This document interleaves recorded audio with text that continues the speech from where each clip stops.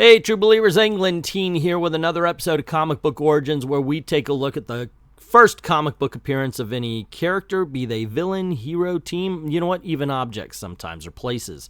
In this case, we're looking at the original Guardians of the Galaxy. Now, I was a big fan as a kid. I saw Charlie 27 in the official handbook of the Marvel Universe and thought he looked fun.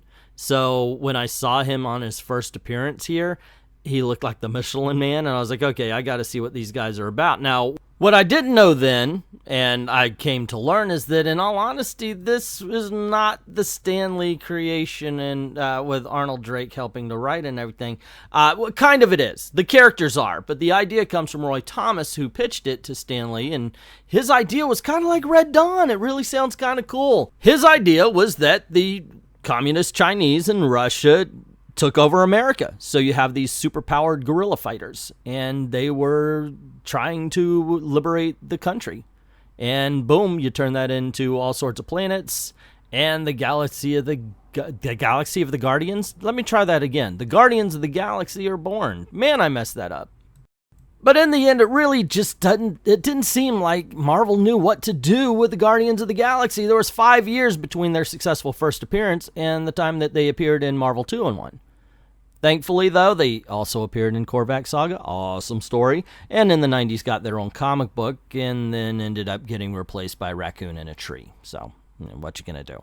Anyway, with all that aside, gang, let's kick back, relax, and jump into Marvel Superheroes number 18, the very first. As always, we take a look at the cover first, and this is going to be indicative of what you're going to read inside. I have read this before. This is boring. This is a really bad cover. Look at the way they're walking. Look at the legs. Look at the positioning. This was lazy. Whoever did this, it just seems like they didn't want to do it. And now look at the backgrounds. I mean, sometimes a blank, just one color kind of thing can work. Unfortunately, I got to say, this doesn't work at all.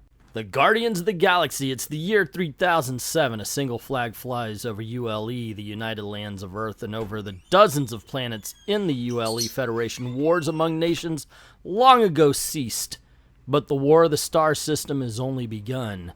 Now, this is Charlie 27, fifth generation of his family, born on planet Jupiter. After space immigrating from Earth, like all pioneers, Charlie 27's human body was adapted at birth to withstand Jupiter's conditions, 11 times the mass and 3 times the gravity of Earth, which is why he looks like the Michelin Man. After 6 months of solitary space militia duty, Charlie 27 is rocketed joyously home and into a universal nightmare from which no human may ever return alive and free. And we see the title of the story, Earth Shall Overcome.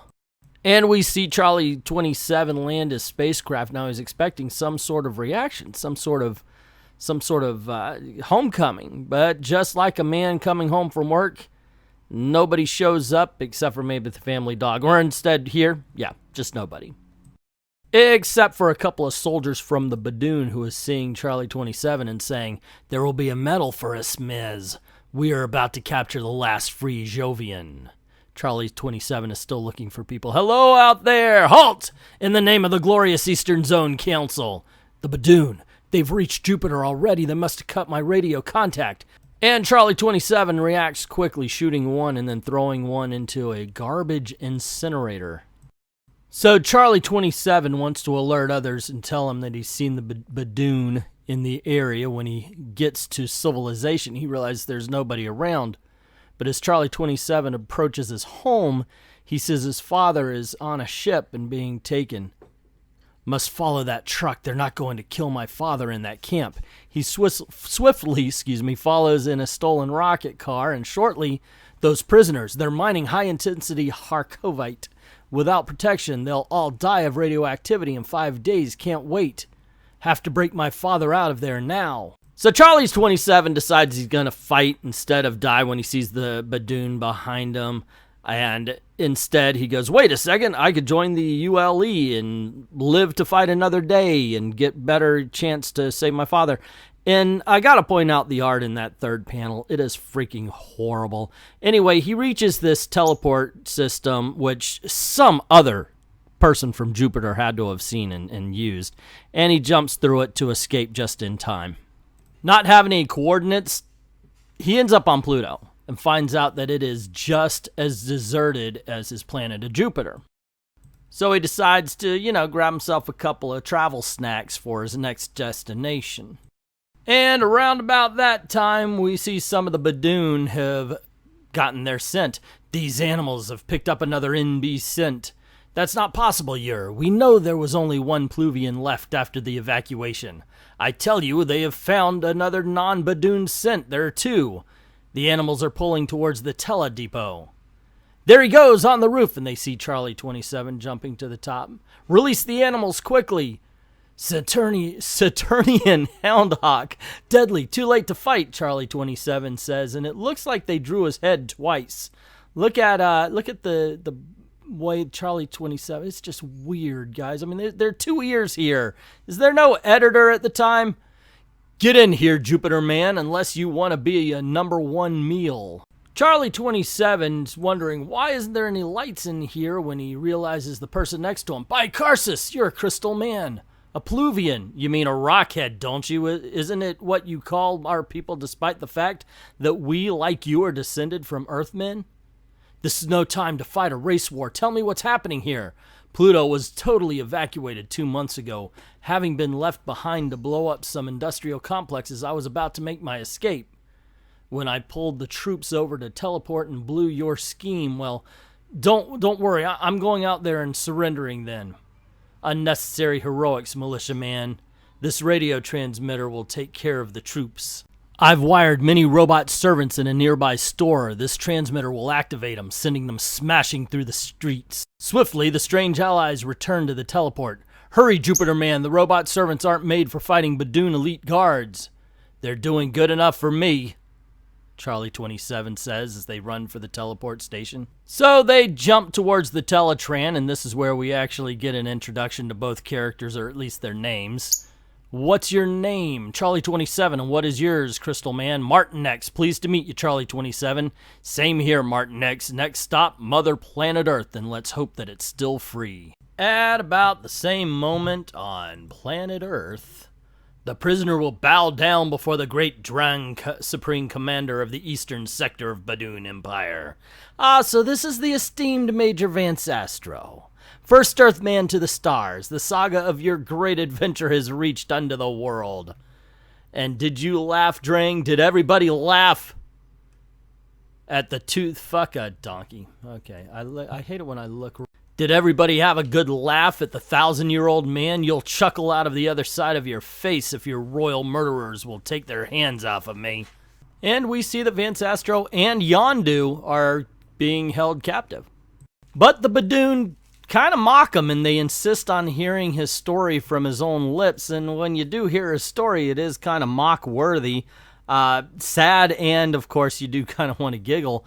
I really actually got to give him credit for coming up with this kind of origin story for someone. We find out that man had gone to the moon and decided, okay, we're going to shoot for the stars. We're actually going to go to the next planets.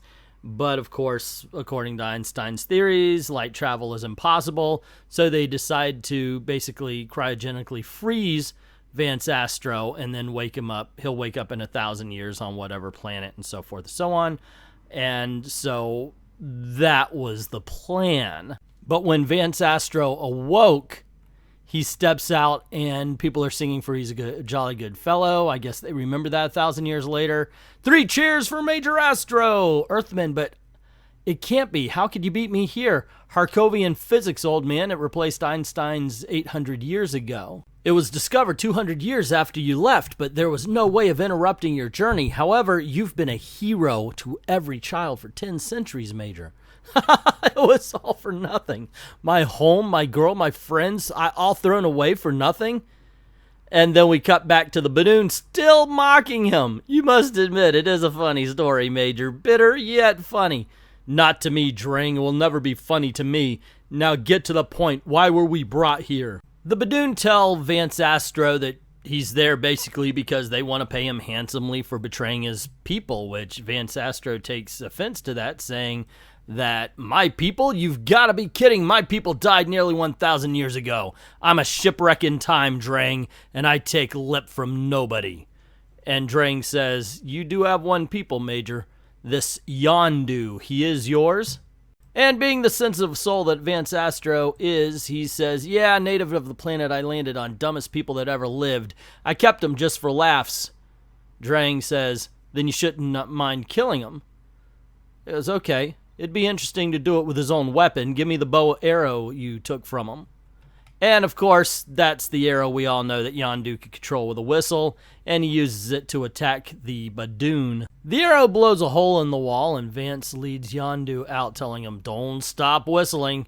Yondu does stop whistling long enough to ask him, "Why you say them ugly things about me, Copper Man? How else could I get my hands on your bow and Yaka arrow? Now hang tight, my sight pusher can't sustain us both for long." That's what I hope for, a teleport. But remember, it's illegal for anyone but the Badoon to use a jump tube, so the first Badoon you see, start swinging. At the same time, we see Charlie 27 and Martin X pop onto Earth, saying, "Well, here we are, back on merry old," but no, the Badoon is saying, "Halt! It is forbidden for a non-Badoon to space jump." Martin X replies, "Yes, we're back on Earth, Charlie 27, but it's not merry. Hit the Badoons!"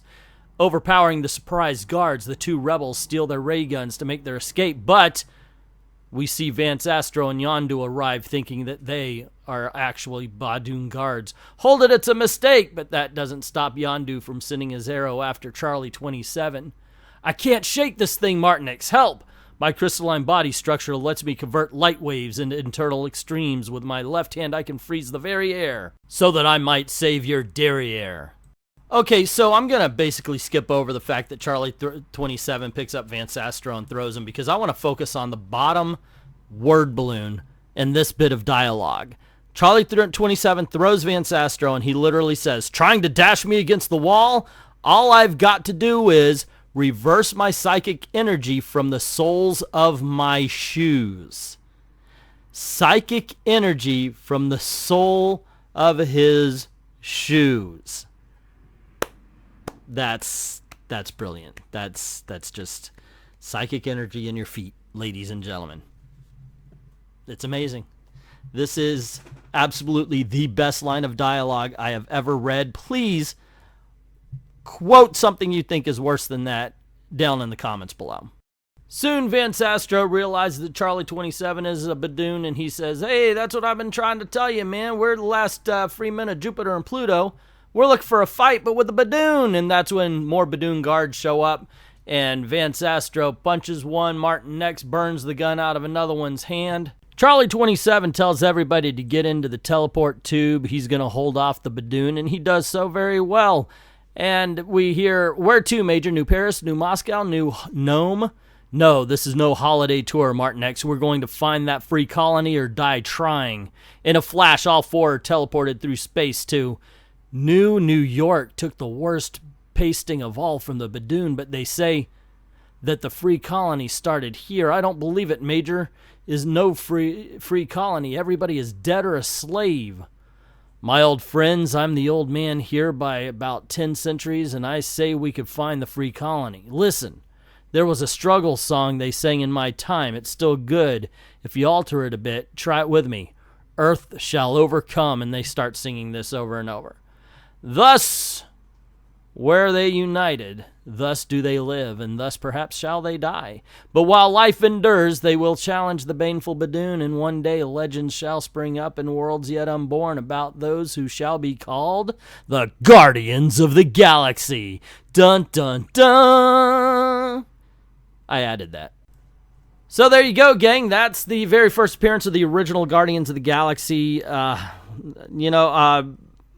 Gail doesn't really respond to things I'm doing right here. She'll sit, she'll do her puzzle book or whatever.